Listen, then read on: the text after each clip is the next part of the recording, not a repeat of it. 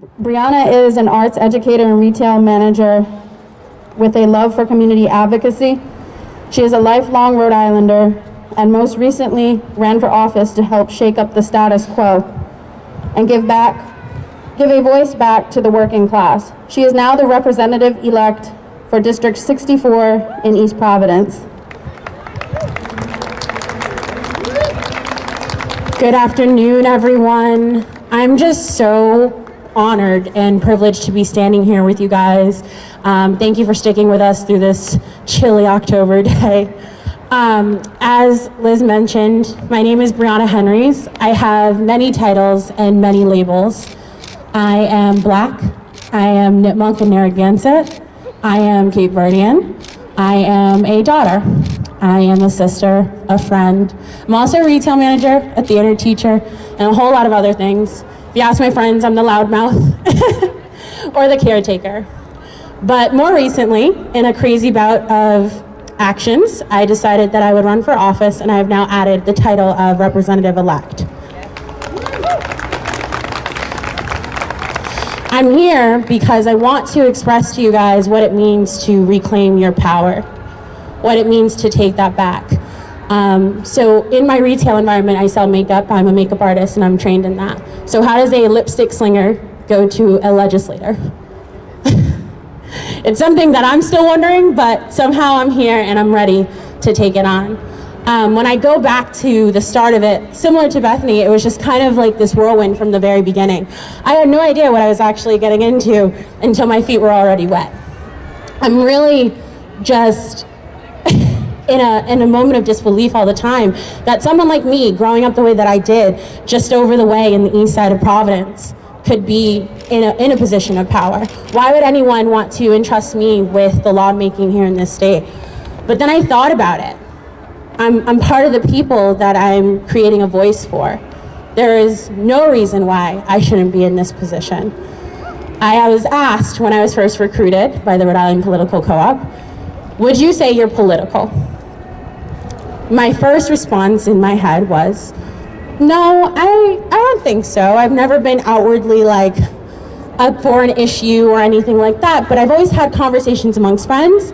I've always been able to speak to things and really just stay tuned into what's going on in our world, but I wouldn't say that I was outwardly political. But in a beat, I thought about it before I spoke, and I realized that as a Black woman, my entire existence has always been political. Everything that I do, from the sway of my hips, to the way I wear my hair, to the messages I share, was all a statement. And so in my journey of running and in my journey of this campaign, I've realized my power in that, my political power even, in having a voice. I've been able to inspire plenty of young women. I want to shout out one of my constituents, Olivia, is here with her young daughter. And for me, that was what was all worth it, was to be able to kind of make a shift in the environment and in the atmosphere that we think is so high and mighty up here, to be able to break the status quo of what we think is right in the State House, when it looks just like us, when it looks like the future, like Livy's daughter. So for me, it's been really important to kind of take that back, that as constituents, as voters, our biggest thing that we can do is cast that vote. So if you haven't already, I implore you, I challenge you to kind of shake up the status quo. And you may not decide to run for office, you may not decide to be like a community leader, and that's okay, but I definitely will say you need to be out there voting, sharing your voice. It's the most powerful thing you can do. Audre Lorde, a wonderful writer and feminist, said, "Your silence will not protect you." And that is very much so the case this election. This has to be one of the most critical elections, at least in my lifetime. November 4th couldn't come any sooner. I can't wait to see what this role will be. And no matter what the results are, we still have power. I want you guys to remember that.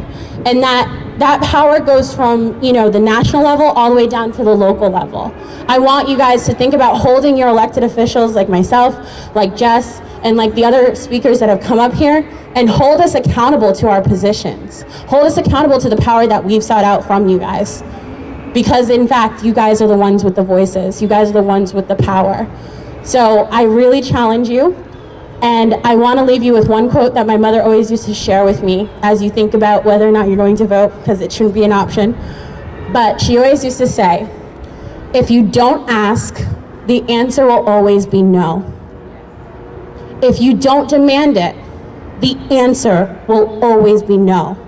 So in casting your vote, in being a part of these elections and being a part of these communities, if you do not ask, if you do not speak up, if you do not demand it from us and from the other leadership, your answer will always be no. So I want you guys to change that to a yes. Thank you so much for having me today.